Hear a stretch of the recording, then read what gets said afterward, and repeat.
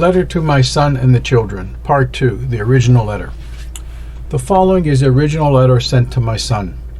I know you are busy and have other interests, but I request you look at and read the references or clips I send. This is about preparing you to go into life in a way that your mother and I were not provided the opportunity in our youth. You have your degree and you are done with school. It is now about getting on with your life. And the fact that you elect to stay in the academic world for a while does not negate the fact that you are still finished with school. You have your degree to go into the world. You have elected to go out into the world by starting with the academic world. Yes, the faculty will have more knowledge than you, but you are not an undergraduate. You should see yourself as a, quote, faculty member in training, much the way that you would be trained for any job that you would go into. It is just that it takes longer to be trained in the academic world to fit their criteria of what it means to be trained. What I want to begin to share with you now are two things that have been extremely important in my life, one of which has been essential. Neither of them were discussed with me as a child, and there was no one to tell me about them and no information about them. I was raised very traditionally within both a religious and social structure. These two things had no place whatsoever in those structures. Similarly, most people are unaware of them. One was a feeling I had within my being that I always seemed to have, and I sort of paid attention to throughout my life, but I had no idea what it was about or where it came from. It was just there, and fortunately, I was wise enough to follow it. For most of my life, I would best describe the feeling as a feeling of having fun or enjoying myself. When I no longer experienced that feeling, I knew it was time to move on to something else or go somewhere else. This feeling served me extremely well throughout my life. Later in life, I come to understand it was more of a feeling of inner satisfaction and contentment. The second thing, which I did not become consciously aware of until I was 42 years old, has been extremely important in my life and has guided my life as an undercurrent. Only when I chose to explore an idea that I had when I was about 22 years old, working on a linear accelerator as a radiation physicist, I realized all that I worked on was something I never saw. It was unseen. I routinely explored the unseen world of energy and radiation with detectors. Realizing the human body is composed of cells and basically a chemical system, I wondered if the human body could detect and sense unseen energy similar to a detector. I never did anything with the idea until I was about 42. I was getting bored with the types of work I was doing. I figured if I was going to spend the next 20 years of my life doing similar work, I began to look for something more interesting to do. So I decided to do a few of my own experiments. One was to explore the concept of viewing the human being as an energy detector. So I began to visit some psychics to see if I could determine what they saw and what they were sensing. In visiting the various psychics, I realized the only common thing present was me. That is, each of the psychics read me in some way or another. I began to realize they were sensing my energy, and they were making interpretations based upon what they perceived. I found they could see both my past and elements of my future, but in essence, they all saw something different, although they all were looking at the same thing, namely me. In talking with them, I began to see that there was a flow of energy within my being, and the psychics simply focused their attention awareness into that flow and reported what they perceived.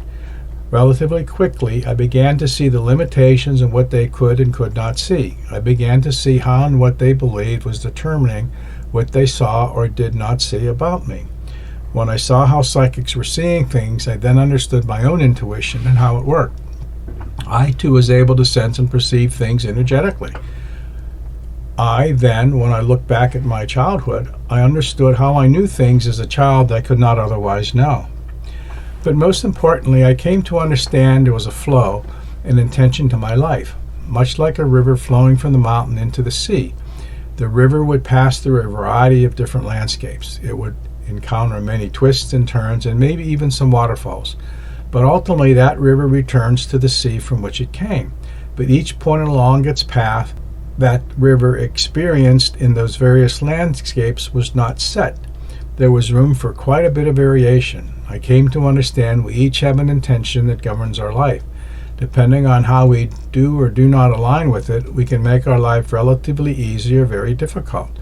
Most people do not know there was an intention for their life, and they do not know how to align with it, and there is more struggle in their life and or dissatisfaction with their life than is necessary.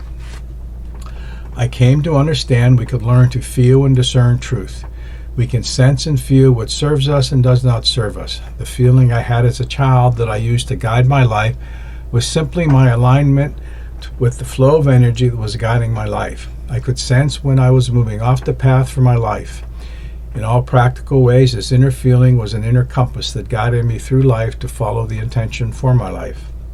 Eventually, I created the Discerning Truth exercise and Calibrating Your Internal Compass exercise to help get others to understand how to access and follow their internal compass. I would like you to suggest to you that you do the exercise Calibrating Your Internal Compass. I know that if you can learn to follow your internal compass, you will lead a very fulfilling life, and that will fulfill the reason for your incarnation. But the understanding of the internal compass and the existence of the intention for our life is only a small part of the understanding I accessed, yet they are probably the most essential understanding.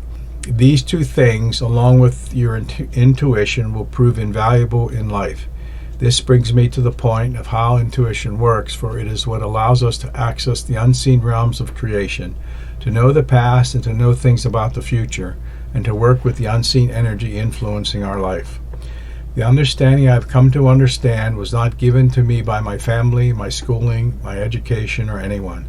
Rather, I found it necessary to piece together pieces of a puzzle to develop an integrated framework that tied together many of the phenomena I'll see in my life. My education as a radiation and energy physicist was essential for certain understanding, but it was not until I began to explore our creative power and creative ability more as a discipline than that the pieces came together. Given your background in electrical engineering and the volume of physics-related coursework you took, especially the quantum mechanics, I suggest you read what I say with a critical eye and see if it holds true for your understanding. Then I would suggest you eat and digest what I have said as you would any food that you eat. In eating, you keep what you can use and make it your own by using it in your body and excreting the rest. So too what you read. Take what is useful to you and make it your own and discard the rest. So to understand this internal compass, the energy flow giving rise to the intention for your life, and how your intuition works, there are some things I provide to you and suggest you review. First, creation does not work the way our mind leads us to believe. Our body and the mind, which develop by living in the body, which I call the current mind in my writing, lives and perceives a world that is based upon classical physics. But as you have come to understand from the world of chemistry and physics, both inward with quantum mechanics and outward with astrophysics, the world works quite differently than what our normal day-to-day interactions with the world leads us to believe. But there's also the side of creation that chemistry and physics have currently not penetrated or understand, but they do give us a framework to do so. That side of creation chemistry and physics have not yet currently penetrated is the realm that traditionally is called the mystical and deals with the unseen aspects of creation. As you can come to see, this mystical and unseen aspect of creation is very poorly addressed by what is called spiritual and all that goes with spirituality, religious beliefs, and the like. What people call spirituality and the related spiritual practices are really about where physics and chemistry were about 200 or 300 years ago. I understand I make a bold statement here about this and about the current understanding and practices of spirituality, but if you follow what I will try and explain to you, I think you will come to see what I mean and why. What I come to understand is the bottom line relative to these unseen aspects of creation is that we are creators, and we create both our reality and the experiences we have by how and what we think and believe and focus our attention and awareness. We give up some of our creative ability and creative power in order to have an experience as a human being. The experience we incarnated to have is reflective in the intention for our life. A good part of our creativity and creative ability and power is tied to the unseen aspects of creation. How all of this works is well beyond what I write here, but the framework for working with the unseen is our internal compass, the intention for our life, and our intuition. Hence my desire to bring these three things to your attention. In my writing, I try and explain to people how we are beings with an unlimited creativity and how to use this understanding to create a life worth living and which gives an inner satisfaction with life that never runs dry.